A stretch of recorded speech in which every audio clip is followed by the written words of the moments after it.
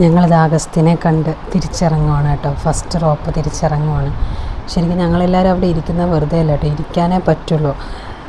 എണീറ്റ് നിൽക്കുമ്പോൾ നമുക്കത് ബാലൻസ് കിട്ടത്തില്ല. നമ്മൾ ശരിക്കും തെന്നിയാൽ നന്നായിട്ട് താഴേക്ക് പോകും. അതുകൊണ്ട് എല്ലാവരും ഇരിക്കുന്നു, മെല്ലെ നിരങ്ങി താഴേക്ക് പോയി ഇറങ്ങുക എന്നുള്ളത് മാത്രമേ പറ്റുള്ളൂ. നല്ല തണുപ്പുണ്ടായിരുന്നു കേട്ടോ. പക്ഷേ എന്തൊക്കെ പറഞ്ഞാലും ആ ഒരു ടോപ്പിൽ നമ്മൾ ഇരിക്കുമ്പോഴുള്ള ഒരു അവസ്ഥയുണ്ടല്ലോ, ഭയങ്കര ഗംഭീരമാണ്. നമുക്ക് പ്രകൃതി എന്തുമാത്രം കാഴ്ചകളാണ് ഈ ലോകത്ത് നമുക്കായിട്ട് കരുതി വെച്ചിരിക്കുന്നത് നോക്കുമ്പോൾ മനസ്സിനൊരു പ്രത്യേക സന്തോഷവും തണുപ്പും ഒക്കെ ഫീൽ ചെയ്യും. അത്രയ്ക്ക് നല്ല രസമായിരുന്നു. ഇടയ്ക്ക് വെച്ച് നമ്മൾ ഇറങ്ങുന്നതിൽ ഇടയ്ക്ക് വെച്ച് കോട ഒന്ന് ജസ്റ്റ് മാറി. പക്ഷേ കൂടുതലും കോടയായിരുന്നു. ഈ റോപ്പ് ഇറങ്ങി തീരുന്നവരെയും കോടയായിരുന്നു.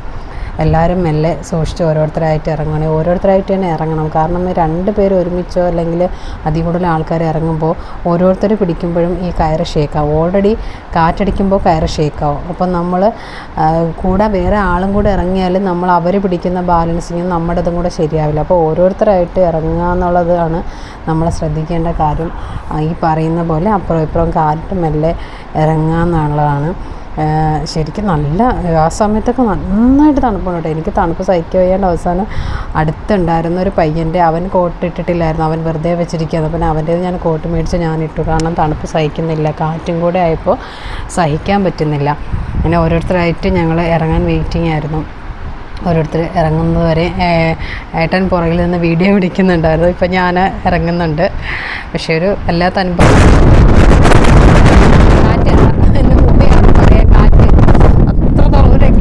കെട്ടാൻ പോലും കെട്ടാൻ ക്ലിപ്പെടുത്ത് വയ്ക്കുമ്പോൾ വയ്ക്കാൻ പറ്റില്ല. അമ്മാതിരി കാര്യം ഇവിടെ കിടക്കാതെ ഞാൻ കൂരിയതാ.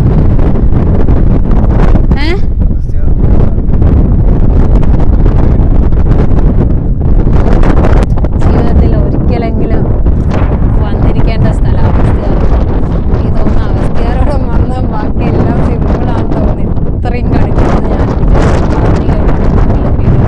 വീഡിയോസിലൊന്നും അധികം ആരും എക്സ്പ്ലോർ ചെയ്തിട്ടില്ല. ശരിക്കും വളരെ കുറച്ച് ഭാഗങ്ങൾ മാത്രമേ വീഡിയോസിൽ എല്ലാവരും എടുത്തിട്ടുള്ളൂ. ഞാൻ കണ്ടത് ഞങ്ങൾ അതിൽ കൂടുതൽ വീഡിയോസ് എടുത്തിട്ടുണ്ട്. എങ്ങനെയൊക്കെ എത്തും എന്നുള്ളതെന്ന് എനിക്കറിയില്ല. കുറച്ച് ടഫെന്ന് വെച്ചാൽ ഒരു രക്ഷയില്ലാത്ത ടഫായിരുന്നു. കയറൊക്കെ പിടിച്ച് കയറുന്ന രംഗെത്തിയപ്പോൾ ഇച്ചിരിയൊക്കെ പേടിയായി. ഇച്ചിരില്ല, നല്ല പേടിയായി. പിന്നെ 2 കൽപ്പിച്ചാൽ കയറി തിരിച്ചിറങ്ങിയപ്പോൾ അത്രയും പേടി തോന്നിയില്ല. കാറ്റ് എന്ന് വെച്ചാൽ കയറുമ്പോൾ നമുക്ക് അത്രയും കാറ്റ് കഠിനമായിട്ടാണ് നമുക്ക് കയറി പിടിച്ച് നമ്മൾ അഗസ്ത്യാർകൂടത്തിലേക്ക് ടിക്കറ്റ് എടുക്കുമ്പോൾ ഇത്രയും പ്രതീക്ഷിച്ചില്ല. വല്ലാത്തൊരു അനുഭവമാണ്. 2 കൽപ്പിച്ച് പോയി. ഞങ്ങളുടെ ഇപ്പോൾ പകുതിയിൽ വന്നിരിക്കുകയാണ്. ബാക്കി കുറച്ച് പേർക്കായിട്ട് വെയിറ്റ് ചെയ്ത് ഇവിടെ ഇരിക്കുകയാണ്. രാവിലെ വാങ്ങിച്ചു വെച്ച ഫുഡ് ഇതിനകത്ത് ഇരിക്കുകയാണ്. ഇനി അവരും കൂടെ വന്നിട്ട് വേണം അപ്പുറത്തോട്ട് ഇരുന്നിട്ട് പൊങ്കാലപ്പാറ എന്ന് പറയുന്ന സ്ഥലത്ത് ഇരുന്നിട്ട് കഴിക്കാനായിട്ട് ഞങ്ങൾ വെയിറ്റ് ചെയ്യുകയാണ്. രക്ഷയില്ല, കാറ്റും തണുപ്പെന്ന് വെച്ചാൽ ഇവർ ഇതിനകത്ത് പറയുന്ന ഇൻസ്ട്രക്ഷൻസിനകത്തൊന്നും എന്തൊക്കെ നമ്മൾ കരുതണമെന്ന് പറയുന്നില്ല. പക്ഷെ ഇത്രയും നമുക്ക് വരുമ്പോഴൊന്നും വലിയ പ്രശ്നം തോന്നില്ല. രാത്രി ആകുമ്പോഴും ഈ മുകളിലേക്ക് കയറുമ്പോഴും സാധ്യത തണുപ്പും കാറ്റും ഒരു രക്ഷയില്ല. കാറ്റ് നമ്മളെ കിടന്നുറങ്ങുമ്പോൾ ഷീറ്റൊക്കെ പറന്ന് പോകുന്ന ഫീലാണ്. അത്രയ്ക്കും കാറ്റാണ്. ശരിക്ക് ഇത് നമ്മൾ ഈ വീഡിയോയിൽ കാണും പോലെയൊന്നും അല്ല കേട്ടോ. അത്രയ്ക്കും മനോഹരമാണ് ഈ സമയത്ത് അവിടുത്തെ കാഴ്ച എന്ന് പറയുന്നത്. എനിക്കൊക്കെ ഭയങ്കര സന്തോഷം തോന്നി. നമുക്ക് ആ സ്ഥലത്ത് എത്താൻ പറ്റിയത് എന്തുകൊണ്ടാണോ ആ ഭാഗ്യം, അത് ഭയങ്കരമായിട്ട് ഞങ്ങൾ മനസ്സിൽ ഫീൽ ചെയ്തു. ഈ പറഞ്ഞ പോലെ ഞങ്ങളവിടെ നിന്ന് ഇറങ്ങിയിട്ട് നടന്നു. ഏകദേശം 5 മണി തന്നെ, ഈ 5 മണി തന്നെ അവർ തിരിച്ച് ബേസ് ക്യാമ്പിലെത്തി. അന്ന് ബേസ് ക്യാമ്പിൽ തന്നെയാണ് സ്റ്റേ എന്ന് വെച്ചാൽ അന്ന് രാത്രി നമുക്ക് തിരിച്ച് രാത്രി താഴേക്ക് ഇറങ്ങാൻ പറ്റില്ല.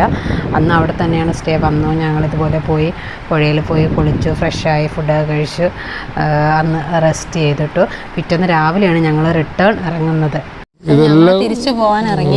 ഇതുപോലെയുള്ള കാഴ്ചകൾ ഇതൊക്കെ ശരിക്കും ഇടയ്ക്കിടയ്ക്ക് കാട്ടിൽ ഇടയ്ക്കിടയ്ക്ക് ഉണ്ട് കേട്ടോ. ഇവര് എനിക്ക് തോന്നുന്നു ആദിവാസികളുടെ ആരാധനാ സമ്പ്രദായത്തിന്റെ ഭാഗമാണ്.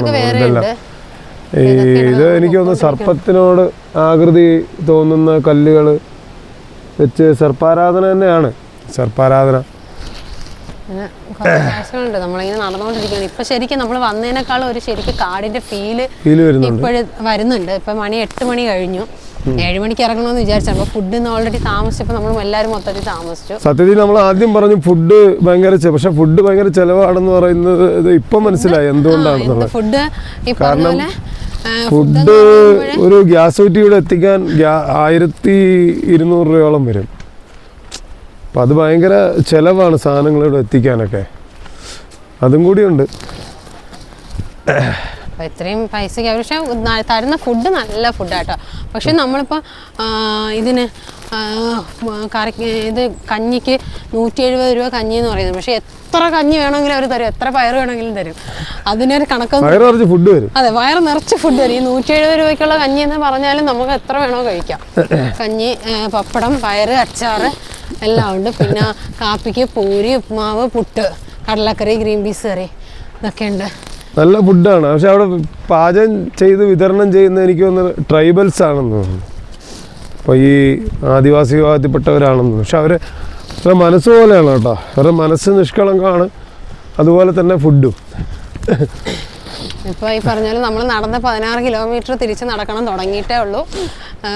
200 മീറ്റർ ആയി കാണും, അത്രേ ആയിട്ടുള്ളൂ. ഇനി നമ്മൾ വൈകിട്ടാവും അങ്ങ് എത്തുമ്പോഴേ. എല്ലാവരും പോയിട്ടോ, നമ്മളാണ് ലാസ്റ്റ് പേച്ചെന്ന് തോന്നുന്നു. എല്ലാവരും വയസ്സായവരൊക്കെ നേരത്തെ ഇറങ്ങി, നമ്മളെ ഏറ്റവും പുറകായി. ഇനിയിപ്പോൾ എന്തായാലും വഴിയിൽ വെച്ച് എല്ലാവരും കാണും. കഴിക്കുന്ന സ്ഥലത്ത് 16 കിലോമീറ്റർ ഉണ്ട്. ഞങ്ങൾക്ക് വേണ്ടി അവിടെ വെയിറ്റ് ചെയ്യുന്നുണ്ട്.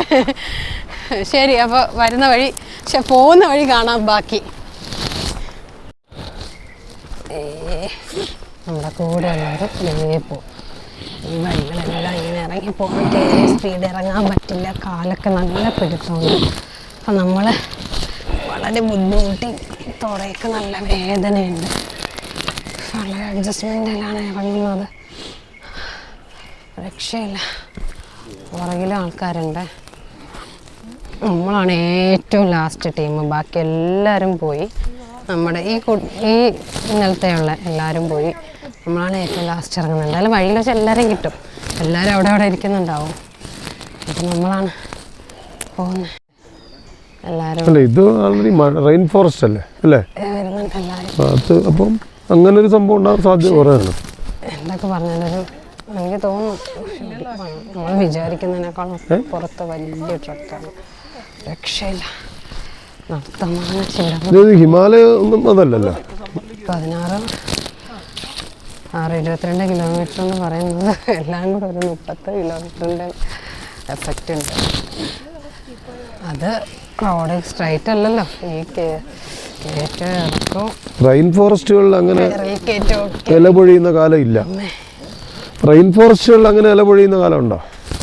എവിടെയെങ്കിലും ഒന്ന് തട്ടിയാലേ വേണ്ട. ഇത്രയും സ്റ്റീപ്പായിട്ടുള്ള വഴിയാണ് നമ്മളിങ്ങനെ ഇറങ്ങേണ്ടത്. കണ്ട എങ്ങോട്ടൊക്കെ നോക്കുക, കഴിയുന്ന നമ്മളിവിടെ നോക്കിയാൽ പെട്ടെന്ന് കാണില്ല. ഇങ്ങനെ പോകുമ്പോൾ വഴി തെളിഞ്ഞ വഴി നോക്കി പോവുക. നമ്മുടെ പുറകെ ലാസ്റ്റ് ആയതുകൊണ്ട് ഒരു ഗാർഡുണ്ട്, നമ്മുടെ പുറകെയുണ്ട്. അനുസരണാശീലം മനുഷ്യന് വളരെ എത്തിക്കുക എന്നുള്ളത് അവരുടെ കൂടെ കർത്തവ്യമായതുകൊണ്ട് അവരെ കൂടെ ഉണ്ട്. ആ വഴിയാണോ ഈ വഴിയായിരുന്നോ? എളുപ്പം ഏതായിരുന്നു?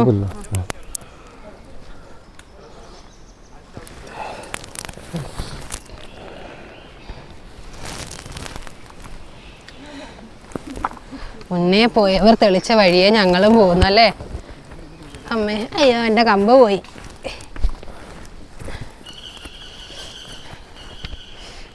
വോയിസൊക്കെ ഒരു ഇത് അടഞ്ഞു തുടങ്ങിയിട്ടുണ്ട്. നല്ല ചുമയുണ്ടായിരുന്നു തണുപ്പ് കാരണം.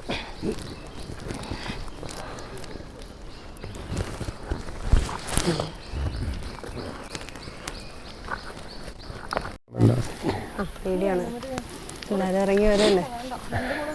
നമ്മൾ പിന്നിട്ട വഴികളിലൂടെ മറ്റൊരു വരെയല്ലേ.